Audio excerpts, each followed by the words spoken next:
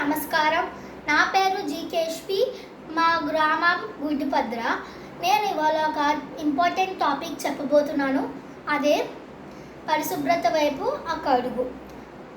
మన గ్రామాలన్నీ పరిశుభ్రంగా ఉంటే మన జిల్లాలన్నీ పరిశుభ్రంగా ఉంటుంది. మన జిల్లాలన్నీ పరిశుభ్రంగా ఉంటే మన రాష్ట్రాలన్నీ పరిశుభ్రంగా ఉంటాయి. మన రాష్ట్రాలన్నీ పరిశుభ్రంగా ఉంటే మన భారతదేశం పరిశుభ్రంగా ఉంటుంది. ఇప్పుడు నేను మన గ్రామాలని ఎలా పరిశుభ్రంగా ఉంచుకోవాలో నేను ఇప్పుడు చెప్పబోతున్నాను. మొదటిగా వేస్ట్ మేనేజ్మెంట్. వేస్ట్ మేనేజ్మెంట్ అంటే చెత్త మరియు వ్యర్థాలను మనకు మరియు మన భవిష్యత్తు తరాలకు ఎలా ఉపయోగించుకోవాలి. మొదటిగా మనకి 2 రకాల చెత్తలు ఉంటాయి. ఒకటి పొడి చెత్త, తడి చెత్త.